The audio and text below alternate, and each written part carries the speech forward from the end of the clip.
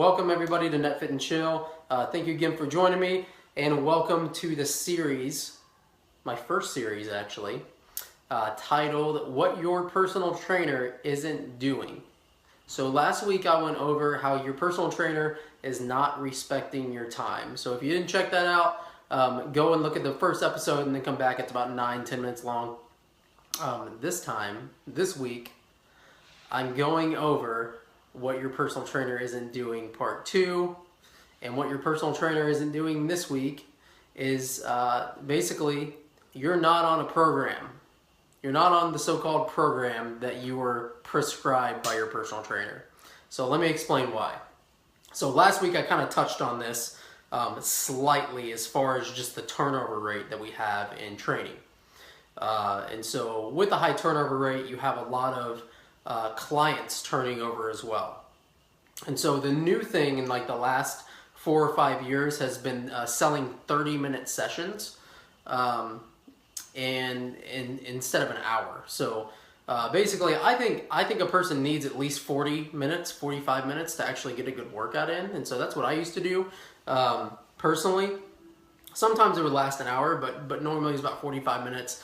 But these 30-minute sessions, you don't get a whole lot out of them because it's just you're kind of in and out, and then the trainer kind of kicks your butt for 30 minutes, and then you feel like you got a good workout, right? You're like, okay, yeah, that was good. He kicked my butt. It was super intense. All right, I'm done here. I'll see you on Thursday, right? So the truth to this is so let me explain to you how it's done in the training business. So I was taught to do this. Okay, this is insane. This is going to sound crazy to you when you hear this. I was taught to come up with 2 workouts in the morning for all of my clients. And what I did is I alternated them. Okay, so you would alternate. So let's say it's 7 a.m., right? My 7 a.m. client shows up.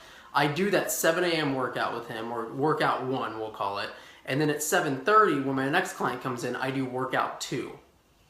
And the reason we did it that way is because if you worked out your client at 7 a.m. and you did one workout, and then you did the next workout at 7:30 and did the same exact thing, like you copied it verbatim, your 7:30 client, your 7 o'clock client is probably on the cardio machine at this point, because they'll work out with you and then you're like, okay, go do 30 minutes of cardio.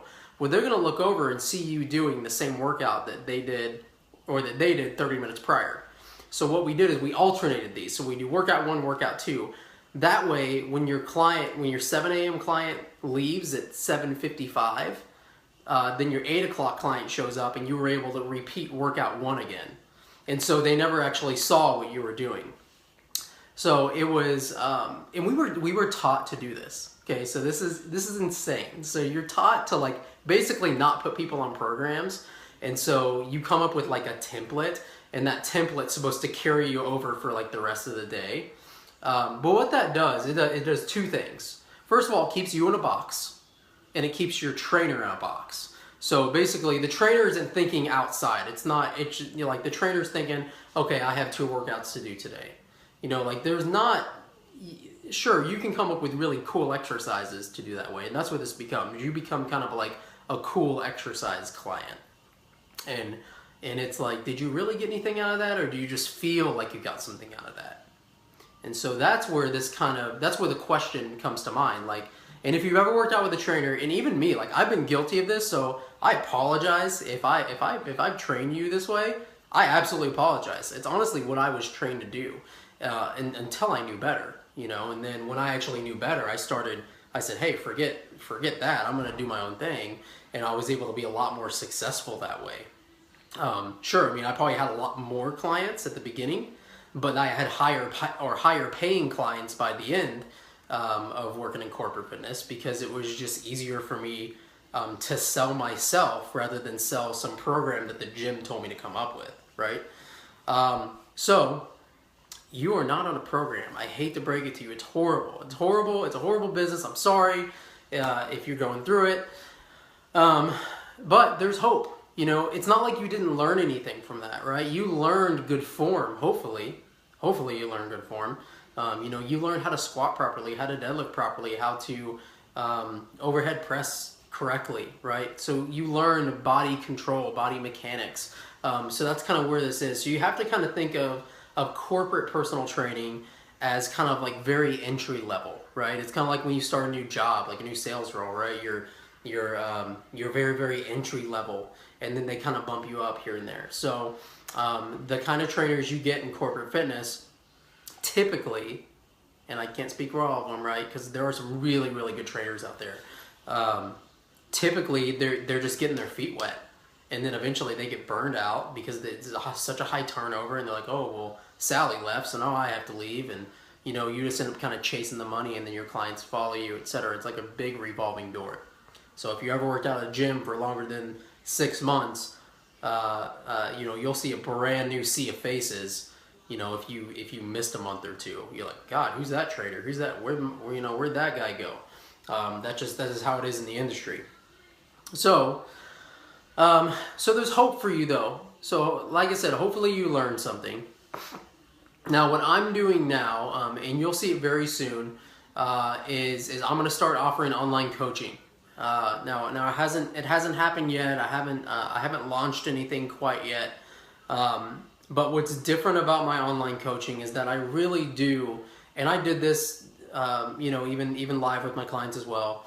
You know, when I wasn't training virtually, but you know, I would actually see what they were capable of, and every workout was different. I mean, I didn't repeat the workouts, you know, further in my career. I did at the beginning, but not further. I mean, I was able to really learn who my clients were, how their body mechanics operated, and then kind of build off of that. And so that's what I want to do with you, hopefully in the future. So very, very short future. So thank you guys for watching. I hope that you learned something from this. I know it kind of maybe came across a little bit negative in that sense, and you're like, oh man. But honestly, this is opportunity for you to, if you have a trainer, go up to your trainer and ask them, hey, what's my program? And just watch their face. It's gonna be hilarious. So watch their face. Don't let them BS you. Say, hey, look, I want to see what we're gonna be doing for the next 2 months. I want to see what we're going to be doing for the next 3 months. And yeah, you might piss them off a little bit, but hey man, that's fine. It's your body. You're the one paying the money. Don't take the BS answer of, hey, look, you know, you just have to trust me. You know what I mean? Don't necessarily take that answer, right? You need to say, look, I just want you to show me. I want to know where I am. You know, start with, hey, let's do measurements. Sometimes you have to take control over this kind of stuff. Because again, a lot of people that you're working with, your trainer is probably about 25 years old. So it's, you know, as far as time management and just really coming up with like a structured program, that might be a challenge for them. Now, this is something that you've been doing for a while. You know, you might be 40, 45, 50. You know, you might even be 25 too. So this is a good learning experience for everybody. Just to make sure that you're choosing the right trainer. And the great news is you don't have to stay with that trainer. You can fire them. So the same as if a trainer could fire you as a client. I've done it before. So not proud of it, but you know, it's how it had to be. So really see what kind of program you're on, get with your trainer, and then learn from that, expand.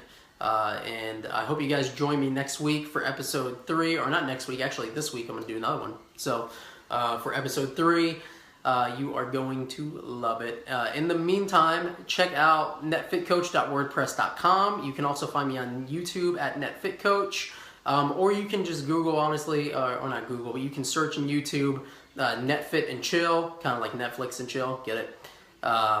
Or on Facebook at netfitcoach, and you can join my my mailing list that I have as well, that I send out about 1 to 2 times a week in email.